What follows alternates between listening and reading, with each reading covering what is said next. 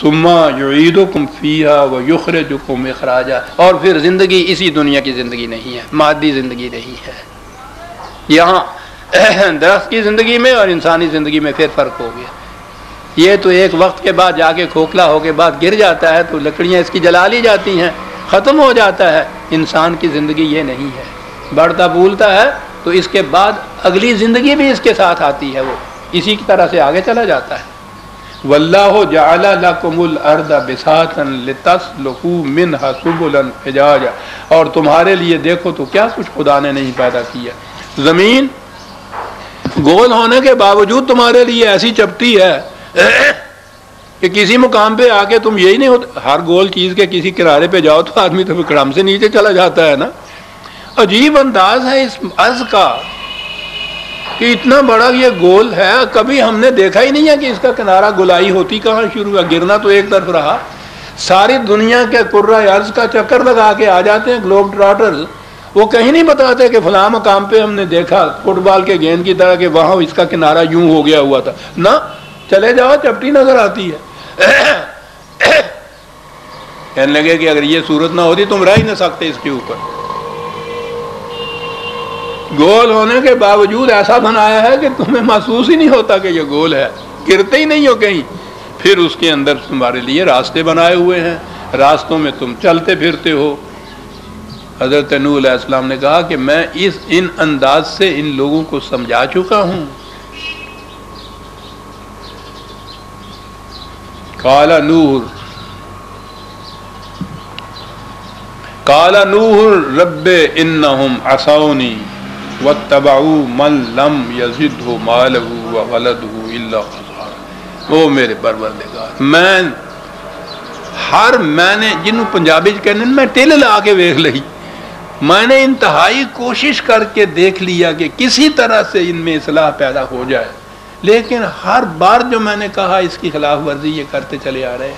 بات اس کی مان رہے ہیں میرے مقابلے میں. اس کی خصوصیت اتنی ہی ہے، مالدار ہے، بہت بڑا خاندان ہے، ووٹس بھی بہت زیادہ ہیں، دولت بھی بہت ہے اس کے پاس، مانتے اس کی ہے. یہ نہیں کہ وہ کہتا کیا ہے، وہ ہے ایسا، یہ مانتے. حالانکہ اس کا مال اور اس کی دولت نے بالآخر نقصان کے سوا کوئی نتیجہ پیدا نہیں کرنا، لیکن میری نہیں سنتے، مانتے اس کی. وَمَكَرُوا مَكْرًا كُبَّارًا، اور پھر کیفیت یہ ہو گئی ہے کمینگی کی کہ کھلے بندوں نہیں ایک بات کرتے، خفیہ تدبیریں کرتے ہیں، بڑی بڑی تدبیریں کرتے ہیں. یہ کیفیت. وَقَالُوا لَا تَذَرُنَّ آلِهَتَكُمْ وَلَا تَذَرُنَّ وَدًّا وَلَا سُوَاعًا وَلَا يَغُوثَ وَيَعُوقَ وَنَسْرًا.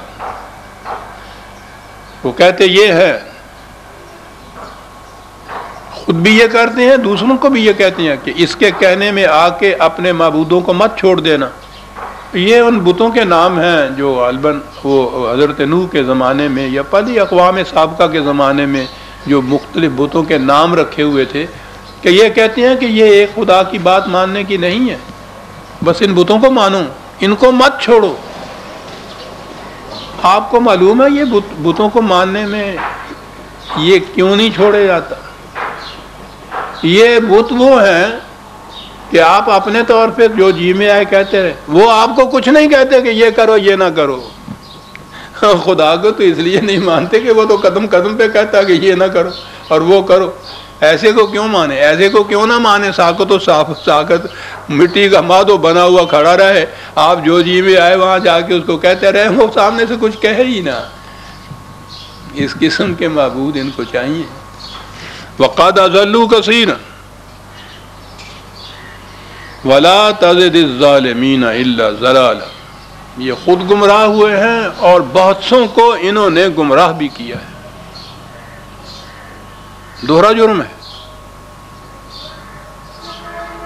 تو اس لیے کہا کہ ان کی یہ روش ان کو ان کے ظلم میں، ان کی گمراہی میں اور بڑھاتی چلی جاتی ہے. وہ ایک مومنٹم ہوتا ہے ان کے ہاں، وہ جو تو یہ کسی کو آپ نے گھمانا ہو تو پہلی دفعہ دوسری دفعہ بہت زور لگا کے گھمانا پڑتا ہے، 2-4 چکر اس کو جب دے دیے